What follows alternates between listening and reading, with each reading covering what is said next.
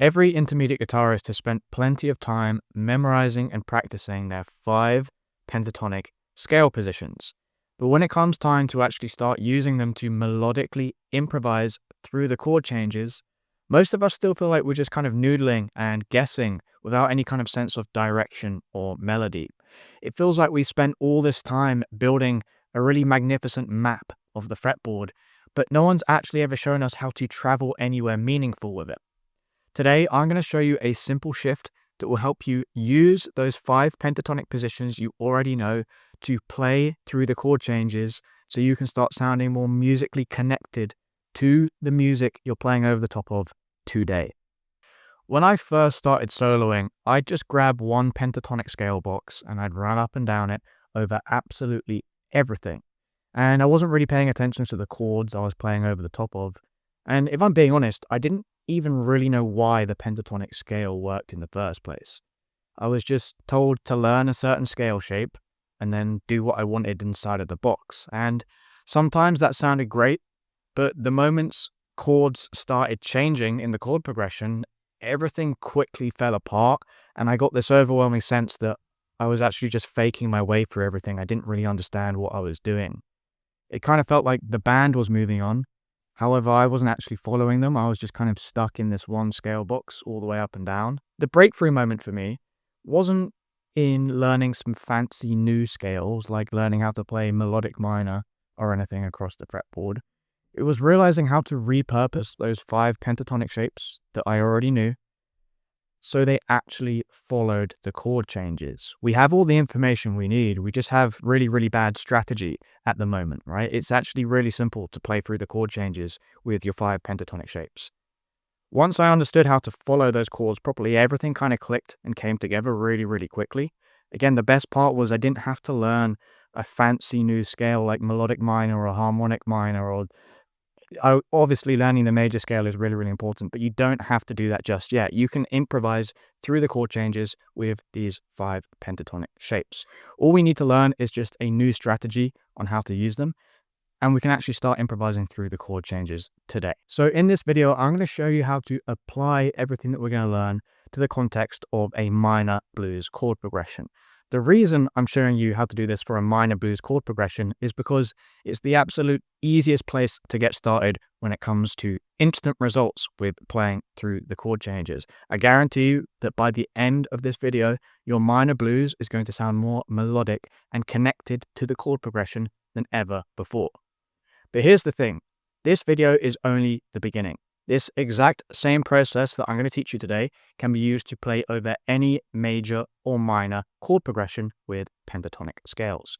If you want to go deeper into everything we cover today, I do all that inside of my Triad Mastery program. This is where I show you how to use those 5 pentatonic shapes, again, the shapes that you already know how to play, and use them to improvise melodically and confidently through any major or minor chord change across the fretboard. So if you're ready to finally break out of that noodling scale rut for good, you can either check out the link below in the description or scan the code that's on the screen at the moment. But for now, let's just get started with the rest of the video. So to fix our noodling problem on the fretboard, we actually need to take a couple steps backwards to the foundation of how music actually works. Now, to quickly address the idea of noodling, noodling is just playing and guessing notes on the fretboard without any kind of clear intention. It's essentially just choosing the notes out of desperation because we don't really know or understand what we're supposed to be doing. When you understand what you're supposed to be doing on the fretboard when improvising, there's no longer any guessing and your playing becomes intentional and you get rid of that noodling problem. So, when we are improvising, there are 3 things that we always have to be aware of when we're playing music on the guitar. The first thing is obviously the root note that we're playing over the top of. Second thing is the chord that is connected to that root note. And then finally, the scale that is built from that chord, right? Each of these layers, they build upwards in a logical sequence. I want you to think of it kind of like a pyramid, right? The root is the very foundation. We can't have everything else above it without the foundation. So you can't have chords and you can't really have scales if you don't have that foundation of a root. So once we have a root, we can build a chord on top of it. So we take a root note, then we add a third and a fifth to that root note to create a chord, right? So we're logically building upwards from that foundation of the base of the pyramid from just the root. Then we're adding 2 extra notes to that root to build a chord, which is the middle of the pyramid. Once we got those 2 things covered, only then can we think about scales. So scales, you can think about it like this. A scale is just adding a couple of extra extensions around the root, third, and the fifth, right? So the order always goes like this. The foundational order of what we're supposed to be thinking about on the fretboard always goes like this. We have to understand the root first. Once we understand the root, then we can understand the chord we build from that root. Then once we understand the chord we build from the root, we can understand the scale that we can build from that chord. The important part here is that when that foundation of the root changes, the chord and the scale above it also shifts as well. So for example, if we start with C as our root, and then build upwards from this by adding in a root, a third, and a fifth, that's a C major triad shape like this. I could also play that as an arpeggio, like root, major third, perfect fifth. Only once I have those 2, then can I add like extensions around that to create a scale. So I could add in like the root, major second, perfect fourth here, major sixth here, major seventh, and then I've got a scale when I add in extra extensions around those roots, thirds, and fifths, right? So it started as the root, then we grew it into the chord, and then we added extensions around those chords to create a scale. Everything there works beautifully because it's built logically upward from that root note. But here's the thing, if we change the foundation of the root note, whilst keeping all those other notes exactly the same, everything starts to fall apart. So you can imagine, let's say I keep the third and the fifth exactly the same, these 2 notes, which are going to be E and G, but I change the root note to like A flat. This is A flat, E, and G. That sounds horrible. That's not really a nice sounding chord. Everything starts to fall apart because the relationship between E and G to A flat is completely different. You can see because we've moved that foundation, everything else above it completely falls apart. Same with those kind of scale intervals like these. That's the major scale in relationship to the root note C. But like these notes, in relation to A flat, they're really, really weird. They don't sound very nice. So the key idea here is that when the root note changes, the relationship of every note we build above it, meaning the relationship of the chord and the scale we build above that root note, completely changes as well. So a note that used to be a third might become like a seventh or a ninth. It takes on a completely new meaning once we change the root note. And that's why when the root moves, your chord and scale have to move with it. So now that we understand how everything builds upwards from root to chord to scale, let's zoom in on that top layer for a minute, specifically talking about scales. Because while most guitarists understand what I just talked about, we understand chords and root notes pretty well, things often get kind of fuzzy when we start to understand scales on a deeper level. This lack of understanding kind of causes us to noodle around a bit. So if I asked you, right, the person watching this video right now, why do you even play the pentatonic scale in the first place? A lot of players would kind of struggle to give a solid answer to that question. They might go like, I don't know, I was just told to play it. This was just a shape that I was told to learn. Because honestly, most of us just memorize shapes without really understanding what's going on with the scale. We kind of just know that it sort of sounds good sometimes, and we never really learn why it's working or why it sounds good.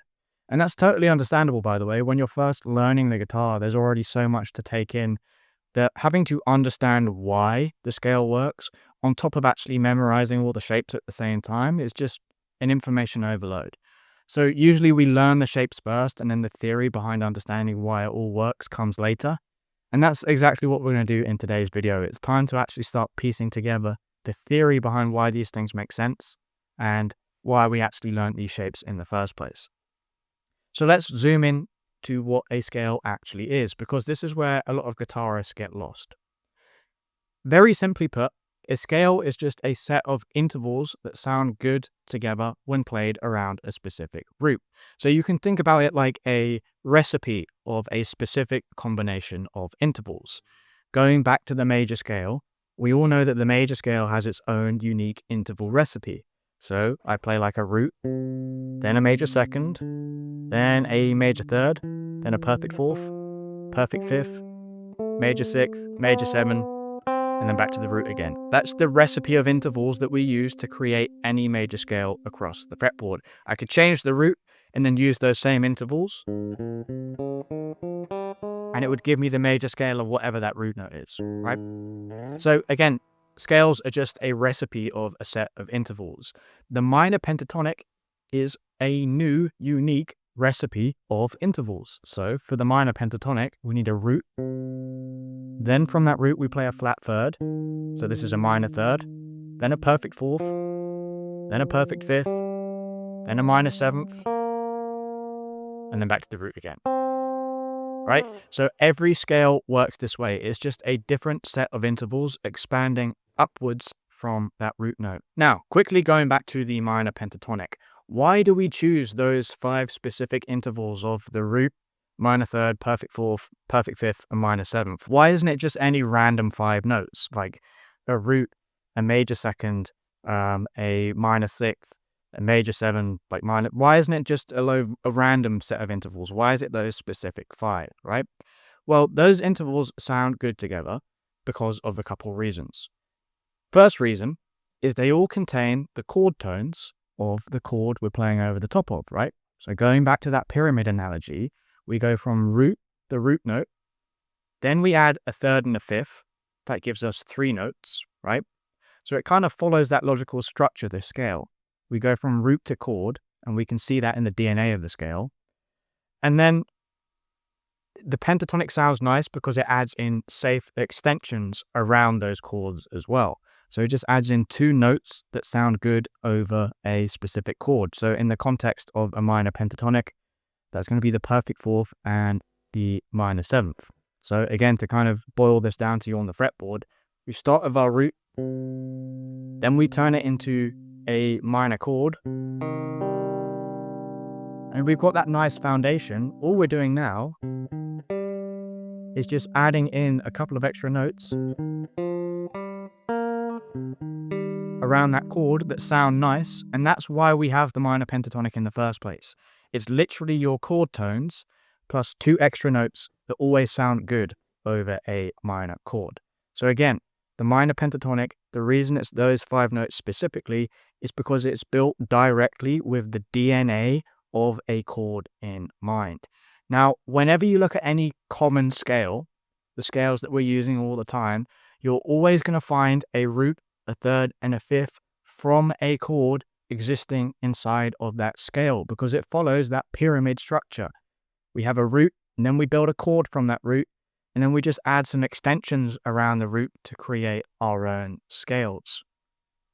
The reason those roots, thirds, and fifths are always found inside of scales is because chords and scales are deeply connected. You can't understand a scale or how to even use the scale in the first place without understanding the chord that it originally came from. Again, without understanding that foundation going from root to chord, then finally at the top scale. You can't start at the top and then look down. You have to go from the bottom up. So again, we go from root, then we build a chord around that root, and then we can build a scale around that chord. So here's what this looks like in action. Let's say my root note is A, right? Then once I have A, I can build the A minor chord. This is just a chord shape that's only A, C's, and E's. It might seem a bit confusing because we're playing 6 strings. We're technically only playing 3 notes. So I've got A, this is the note E, this is the note A again, this is the note C, this is the note E, and then this is the note A. So we're only playing the notes A, C, and E when we play this chord shape. So because I've gone through that logical foundation, I've gone root, then from that root I've built the chord. Now once we have the chord and the root, we can actually build the scale. So if I overlap pentatonic position 1, I get all of the minor pentatonic intervals around my root note and chord. There's a logical kind of like progression that's going upwards here. It all kind of makes sense. Everything groups together. And the reason it makes sense and it groups together is because scales and chords are related to each other. They can't be separated. If you can play a chord, you can also play a scale around it.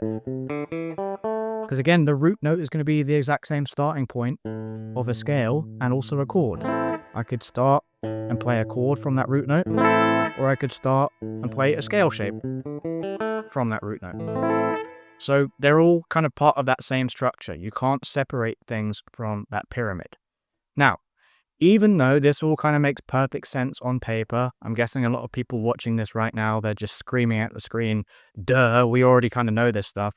Most intermediates actually hit a wall when it comes to applying this theory consistently to every chord that comes across in the chord progression. So let's talk about this bad habit that keeps intermediate players stuck and why it makes the theory kind of all fall apart. And then we'll look at actually how to fix it so you can start sounding more melodic today. So here's why things start to fall apart. We spend hours memorizing those 5 pentatonic positions, but when it comes time to actually solo through a chord progression, we end up using the same pentatonic over every single chord. So let's break down the A minor blues as an example. We've got 3 different minor chords that we're going to use. We've got A minor, we've got D minor, and then we've got E minor. Now, this is the approach that most guitarists take, which keep them stuck noodling. Over all of those chords, they'll just play the A minor pentatonic. That works over A minor, because all the notes inside of this shape are roots, thirds, perfect fourths, fifths, minor sevenths in relationship to A. But the thing is, when the root note becomes D, again, the foundation has shifted. That means the chord and the scale above have also shifted as well. So these notes from that A minor pentatonic box, they no longer become roots, minor thirds, perfect fourths, perfect fifths, and minor sevenths in relationship to D, right? Those notes become like a root. This is a second or a 9. This is a 4th or like an 11th. This is a perfect 5th. This is a minor 7th, and then back to the root. You can see that when I play those notes around D, there's no minor third. That's a really important chord tone. So when we're only using that A minor pentatonic box over that D root note, we're missing out on an important chord tone. And obviously it's going to sound noodly if we can't hit that chord tone, right? And again, the exact same thing happens when the chord progression changes to E minor. If we're still using that A minor pentatonic box over an E minor chord, we're no longer playing like roots, thirds, and fifths, and minor perfect fourths, perfect fifths, minor sevenths. We're no longer playing those minor pentatonic intervals in relationship to the note E. Technically, we're playing like E. This is a minor third. This is a perfect fourth. This is a, I think that's a minor 6th. That's a minor 7. And then a root again. It's not actually a pentatonic scale. It's a random kind of collection of 5 notes. So again, from A's point of view, from the root note A, we're playing the A minor pentatonic. But from D's point of view, this is not a D minor pentatonic. And from E's point of view, this is, again, it's not a minor pentatonic. It's just a random kind of selection of 5 different intervals. And that's why it sounds kind of noodly and disconnected and lost, right? And of course, there's nothing wrong with inventing your own unique combination of intervals to create your own unique scales, right? Players like John Coltrane or Alan Holdsworth, they did this intentionally in their own playing all the time. They crafted completely new sounds by designing their own interval formulas. But the key word here is intentionally. If you're doing all of this by accident, without understanding how the intervals shift every time the root note changes, it's not going to sound deliberate. It's going to sound like aimless noodling. So let's flip all of this around and start sounding intentional. Now we know why it sounds wrong, so that means we can also understand how to actually make it sound right. So to fix this, let's look at why the pentatonic sounds good when it's used correctly and why it falls apart when we don't actually move along with the chords. So we're going to follow that same structure of the root to chord to pentatonic, and we're going to make it make sense around these new chords that we're playing in the chord progression, right? So let's start with A minor. Obviously, we start with our root note. Then once we have the root note, we build a chord from it. So I've got my A minor bar chord. The root note is on the low E string over here. We've all played this 1,000 times before. Once we've got the root note and the chord aligned, then we can align the scale shape on the top of it. When I play pentatonic position 1 from that root note here, I get the minor pentatonic of whatever root note and bar chord this is. So obviously because the root note is A and the minor bar chord is A minor, that means when I align pentatonic box 1, I get the A minor pentatonic. Now we're going to repeat that same process of building upwards from the foundation, root to chord to scale, for the next chord in our progression. So the next chord is D. I've got to find the root note D. I can find that over here on the A string, on the 5th fret. So once I got the root note, I can build the chord. So this is a D minor chord. Then, once I've got the root note and chord aligned, then I can align a scale around it. I can play the D minor pentatonic around this root note over here. So I can play the D minor pentatonic from this root note by using pentatonic position 4.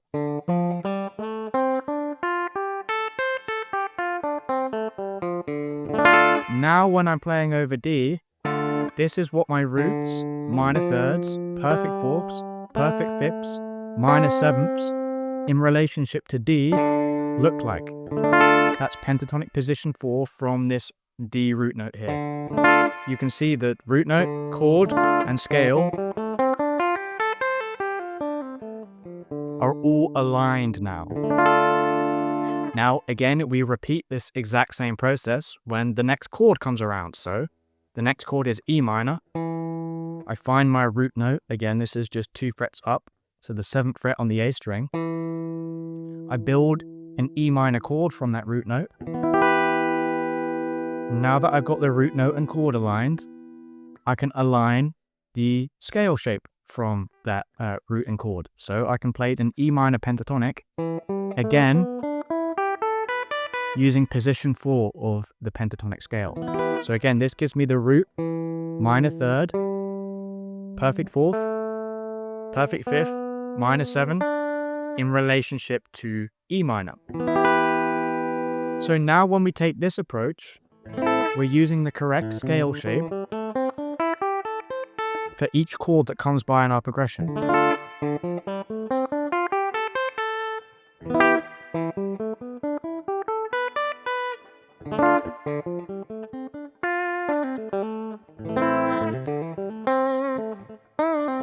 Anyway, that's kind of me messing around a bit there with those 3 different scale shapes, right? And that's the key to actual melodic soloing. You've got to align the notes you're playing with the harmony of the chords.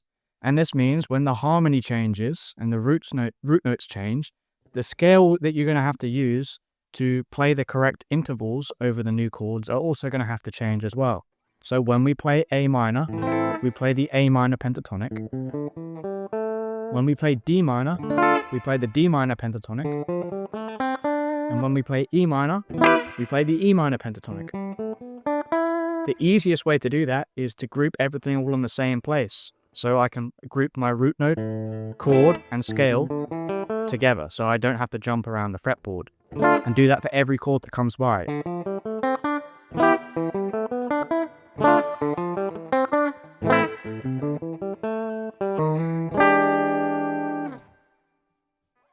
So now that we understand the concept and how to actually follow those chords properly by aligning the correct pentatonic shape with the correct chord, let's bring it to life on the guitar. I'm going to walk you through my thought process as I apply all of this in real time, so you can actually see and hear how this works through a chord progression.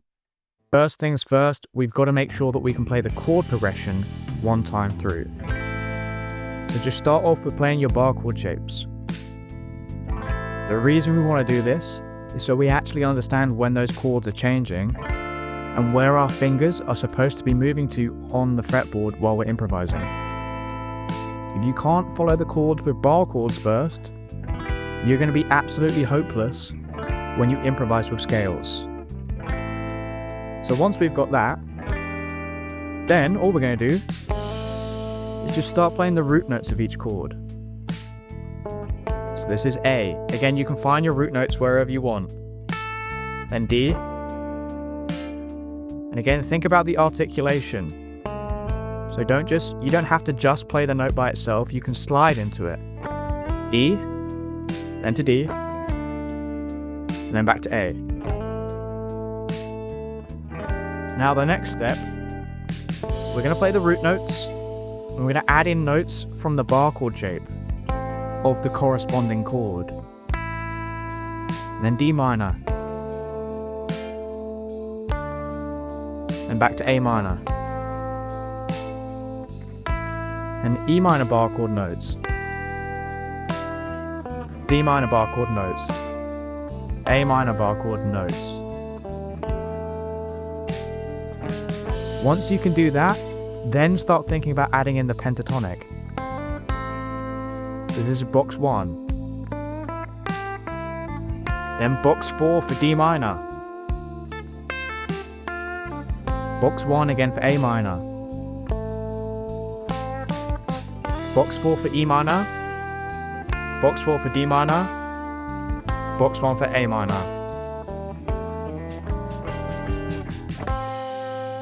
When we play the corresponding pentatonic, we're actually making sure we play the correct chord tones over every chord. So now I'm playing this minor third for D minor, and then back to A minor chord tones for the A minor pentatonic. E minor chord tones, D minor chord tones, and A minor chord tones.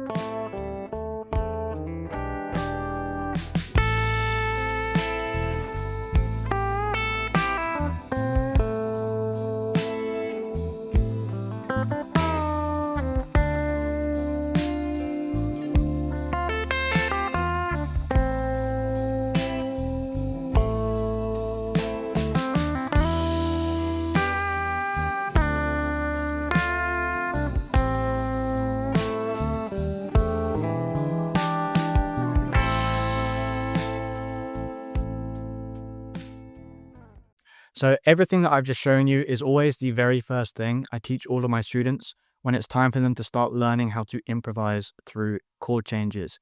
It's usually the light bulb moment that helps them shift from aimless kind of noodling to creating phrases that actually start following the chords and the chord progression. Now, if improvising through chord changes feels like guesswork for you, and you feel as if no matter what new things you learn, nothing really seems to work, it's not your fault. Most of us were kind of under the impression that all we had to do was just learn 5 pentatonic shapes and it would all kind of like magically fit together. When the truth is, you actually have to truly understand why those shapes work in the first place. When you understand that, your playing will skyrocket to a whole new level. It will become so much easier to apply them more musically. We often think that fixing our struggles with chord changes requires some like really huge complex intervention because it's been a massive challenge for us for ages, when in reality, it just comes down to deepening our understanding of a few simple core concepts. It's not actually that difficult to improvise through these chord changes. You already have a lot of what you need to make everything click. It's all about just actually understanding a better strategy to applying the things you already know on the fretboard.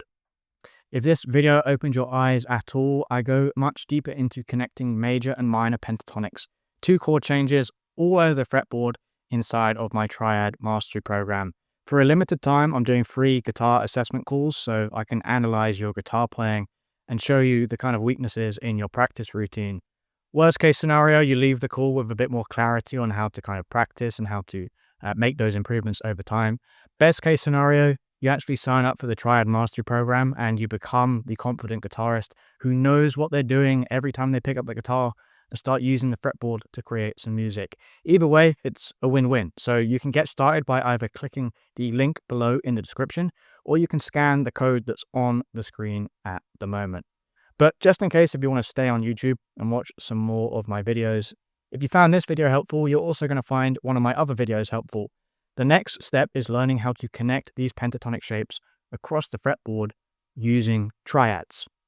That way, instead of just using like a couple of pentatonic boxes and being locked in just a couple of positions, you can flow everywhere all the way from the top to the bottom of the fretboard, and you can improvise everywhere on the guitar neck. So you can click this video over here to watch more on connecting triads to pentatonic scales. It's going to make this lesson that you just watched here today 10 times more powerful.